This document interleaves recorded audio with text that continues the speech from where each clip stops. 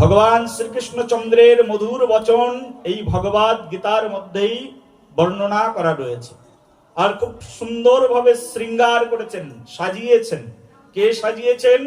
ব্যাসদেব গোস্বামী পাদ ভগবদ গীতার মধ্যে ভগবান শ্রীকৃষ্ণের কথাকে সাজিয়েছেন। ভগবান শ্রীকৃষ্ণের লীলাকে, চরিত্রকে ব্যাসদেব গোস্বামী ভাগবত মহাপুরাণের মধ্যে সাজিয়েছেন। এই যে ভগবদ গীতার মধ্যে ভগবান শ্রীকৃষ্ণের বাণীকে ব্যাসদেব গোস্বামী সাজিয়েছেন, এই ভগবদ গীতার মধ্যে রয়েছে কতটি শ্লোক? 700টি শ্লোক রয়েছে। কতটি শ্লোক রয়েছে? এই ভগবদ গীতার মধ্যে 700টি শ্লোকে ব্যাসদেব গোস্বামী ভগবদ গীতাকে শৃঙ্গার করেছেন।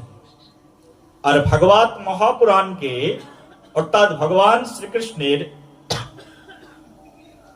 লীলা চরিত যেখানে বর্ণনা করা রয়েছে, সেই ভগবান শ্রীকৃষ্ণের লীলা চরিতকে ভাগবত মহাপুরাণের মধ্যে ব্যাসদেব গোস্বামী 18,000 শ্লোকের মধ্যে সাজিয়েছেন।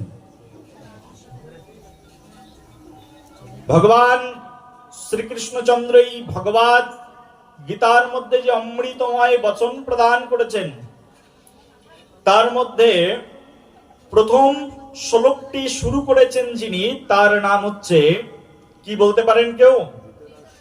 ধৃতরাষ্ট্র প্রথম শুরু করেছেন, প্রথম কথাটি শুরু করেছেন ধৃতরাষ্ট্র। প্রথমে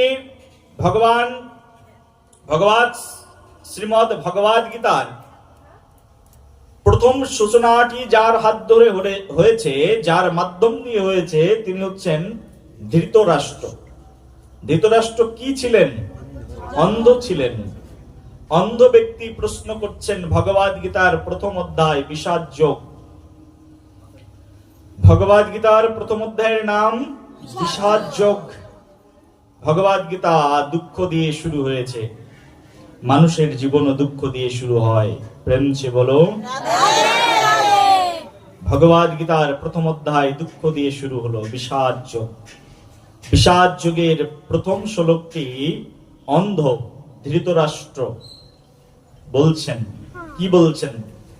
ধর্মক্ষেত্রে কুরুক্ষেত্রে সমবেতা যুযুৎসবঃ মমকা পাণ্ডবশ্চৈব কিম কুর্বতো সঞ্জয়া। ভগবদ গীতার প্রথম শ্লোকটি ধৃতরাষ্ট্র বলে দিলেন। ধৃতরাষ্ট্র বলছেন জগৎ জীবের জন্য। ধৃতরাষ্ট্রের জীবনী অনেক বড় শিক্ষা রয়েছে ভগবদ গীতায়। ধৃতরাষ্ট্র প্রথম শ্লোকে বলছেন ধর্মক্ষেত্রে কুরুক্ষেত্রে সমবেত যুৎসবঃ। ধর্মক্ষেত্র নামক স্থান, তার আরেকটি নাম হচ্ছে কুরুক্ষেত্র।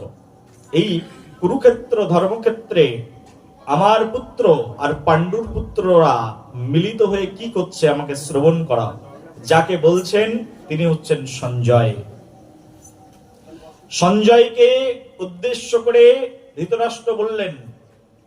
এই ধৃতরাষ্ট্র এই পুরো ভগবদ গীতার মধ্যে একটি শ্লোক তার মুখ দিয়ে উচ্চারণ করেছেন। দ্বিতীয় শ্লোক সঞ্জয় বলেছেন। সঞ্জয় এই যে ভগবদ গীতা, এই ভগবদ গীতার মধ্যে সঞ্জয় 40টি শ্লোক সে তার মুখ দিয়ে উচ্চারণ করেছেন। কতটি বললাম? 40টি শ্লোক তার মুখ দিয়ে উচ্চারণ করেছেন।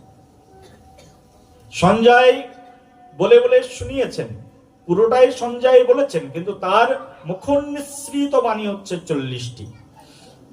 তার মধ্যে অর্জুন যিনি, যাকে ভগবান শ্রীকৃষ্ণ এই ভগবদ গীতার দিব্য জ্ঞান শ্রবণ করিয়েছেন, এই অর্জুন বলেছেন 85টি শ্লোক।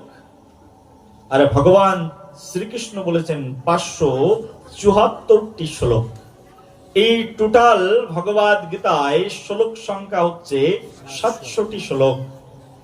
ভগবদ গীতার এই যে 700 শ্লোক, এই ভগবদ গীতাকে আস্বাদন করতে গেলে 3টি বিষয়ে ভগবদ গীতাকে আস্বাদন করতে হয়।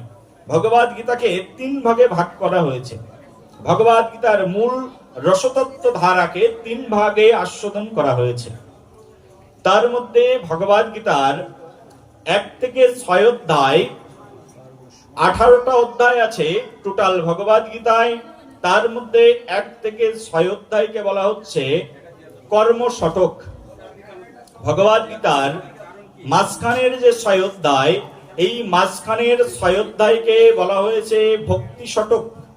ভগবদ গীতার শেষের 6 অধ্যায়কে বলা হচ্ছে ভগবদ গীতার ভক্তি শতক। ভগবান শ্রীকৃষ্ণচন্দ্রের মধুর বচন এই ভগবদ গীতা 3টি শতকে বিভক্ত হয়েছে। ভগবদ গীতার মধ্যে কটি বিষয় আছে কেউ বলতে পারেন? ঈশ্বর, জীব, প্রকৃতি, কাল, কর্ম। কটা হলো? ভগবদ গীতায় এই 5টি বিষয়ের উপরে আলোচনা করা রয়েছে। পরমেশ্বর ভগবান শ্রীকৃষ্ণচন্দ্রের দিব্য কথা এই 5টি বিষয়ের উপরে আলোচিত হয়েছে। ভগবদ গীতায় অর্জুন ভগবান শ্রীকৃষ্ণের কাছ থেকে এই ভগবদ গীতার দিব্য যে তত্ত্ব রসামৃত রস অর্জুন আস্বাদন করেছেন প্রভু ভগবান শ্রীকৃষ্ণের কাছ থেকে। আমাদের এই ভগবদ গীতার যে মাহাত্ম্য কথা আছে, সেই মাহাত্ম্য কথার মধ্যে বর্ণনা করা রয়েছে যে ভগবান শ্রীকৃষ্ণের এই যে কথা, এই কথাকে অর্জুন কিভাবে আস্বাদন করেছেন। তো বলছেন সর্ব উপনিষদ গাবদুগ্ধা। সমগ্র উপনিষদকে বলা হচ্ছে গাবদুগ্ধা, গাভীর সঙ্গে তুলনা করা হয়েছে। সর্ব উপনিষদ গাবদুগ্ধা গোপাল নন্দন পার্থ বৎস সুধীর ভক্তাং দুগ্ধাম গীতামৃতম মহত। মাহাত্ম্য কথায় বর্ণনা করা আছে সমগ্র উপনিষদটি হচ্ছে একটা গাভীর মতো, আর সেই গাভীকে যিনি দহন করছেন গোপাল নন্দন, তিনি হচ্ছেন সাক্ষাৎ ভগবান শ্রীকৃষ্ণ। আর সেই গাভীর দুধকে যিনি পান করছেন, আর তিনি হচ্ছেন অর্জুন মহাশয়, অর্জুন সুধীর।